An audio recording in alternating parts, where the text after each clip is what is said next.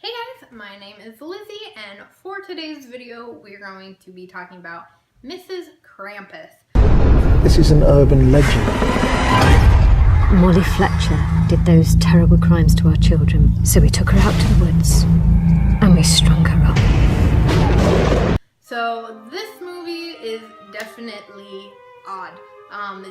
It's kind of gonna be a little hard to explain. It's not super hard of a film to follow necessarily, it's just very odd. So I'm gonna go ahead and get into it and do my best as I can. So I definitely feel like this movie has a bit of a Freddy Krueger backstory mixed with it, mixed with a Christmas theme, basically. What this movie really focuses on is these events of which have happened at 3 different points in time. So it involves children that have gone missing or shown up dead. So you have the 3 points in time. It happens in the 1920s, the 90s, and then the movie's current time. And in the 1920s, they just disappeared. A bunch of kids disappeared, nobody found them, nobody knew what happened. It then starts to happen again in the 90s, but instead some children's bodies do show up. They don't just kind of completely disappear. And then the events are happening again in the movie's current time. And when it happens in the 1990s, however, the blame for the events are put on this woman who is believed to be a witch, and the parents of the children who go missing decide to take the actions into their own hands. They take her out into the middle of the woods and hang her. So as you can see, that's kind of where I get the it and the Freddy Krueger thing. 3 times, missing kids, like it. Parents taking it into their own hands. But where it also gets kind of weird is that for whatever reason they decided to insert this other third story bit of this kind of urban legend with a bit of like a Candyman, Bloody Mary type woman who say her name 3 times in the mirror. And so for whatever reason that is kind of brought up into it at one point, and that is kind of believed, I guess, to be what happened in the 1920s. That kind of weird thing is really at no point do they get into what happened in the 1920s. You really don't know. But you do find out what happened in the 1990s. And which I will also get into, of course. And that was the weird thing, is they never really get into what happened in the 1920s. So there's kind of that whole big mystery. But you definitely do find out what happened in the 1990s. So we're just gonna go ahead and get into this. So like I mentioned, you had all of these kind of parents who took things into their own hands and decided that this one woman was guilty, so they murdered her, and so now they believe that she is back to seek revenge and is taking out their grandchildren, because that is kind of what she's doing. But you have one family in particular that it's really mainly focused on, and you find out why, and it is because, as it turns out, that the grandparents, who were the ones that kind of pointed their fingers at this woman and said, you know, she's a witch, she had to have done it, were actually the ones responsible. The grandmother was actually the ones killing them, and the grandfather covered up. And at one point his daughter is even like, I'm your only kid, so what did you guys have to do with all of this? And the grandfather, her father, does tell her that she had a sister that was killed by this woman, and they just chose not to tell her because they, you know, thought it'd just be easier on her in life and that she didn't need to know. But you do find out later, when the witch woman actually grabs the granddaughter and tells her that she is actually there to protect her.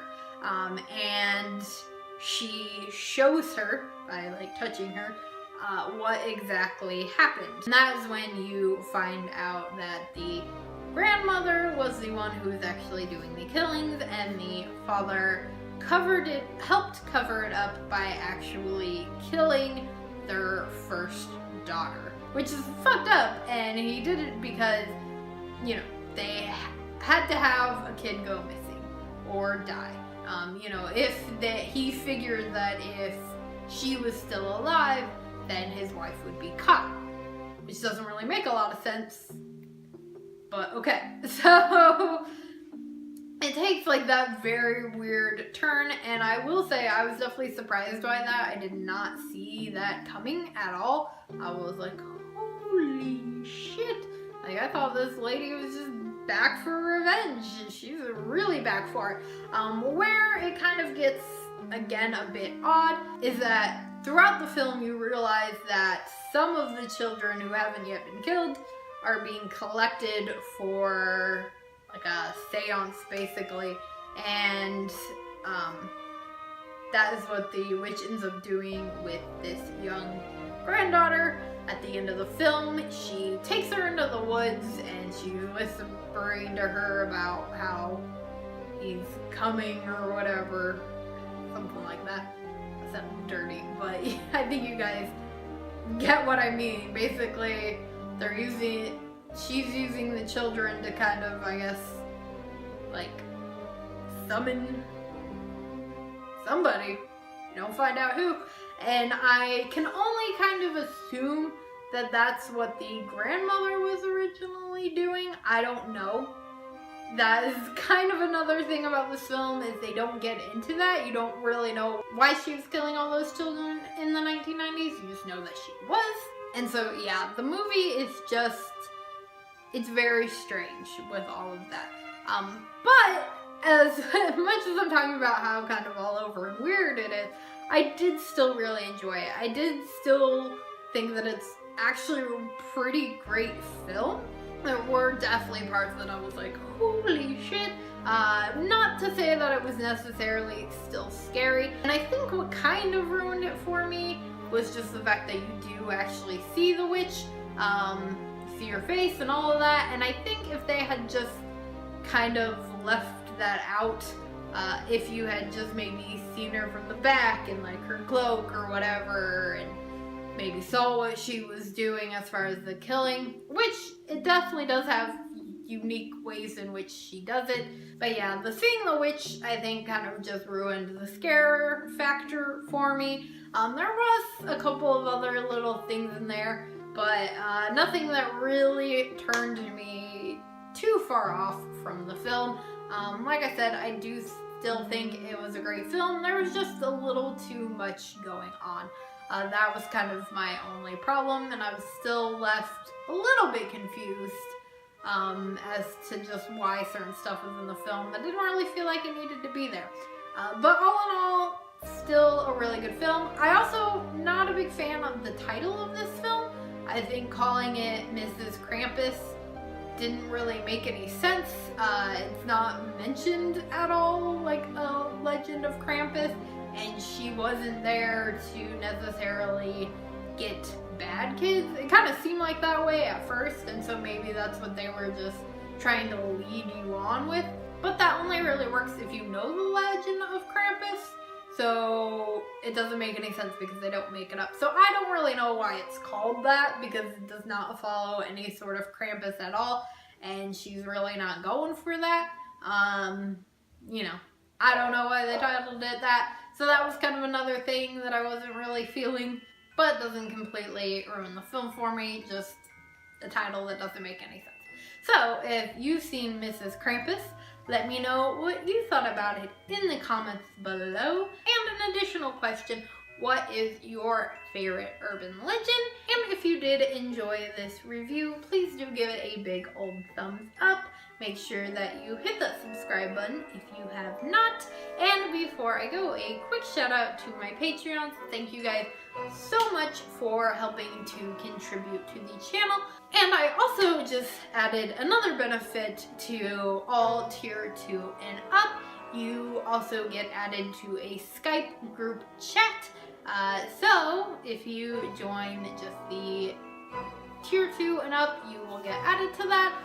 You'll just have to, send me your Skype info. So links to all of my social media are in the description as always. And again, thank you so much for watching, and I'll see you later with another video.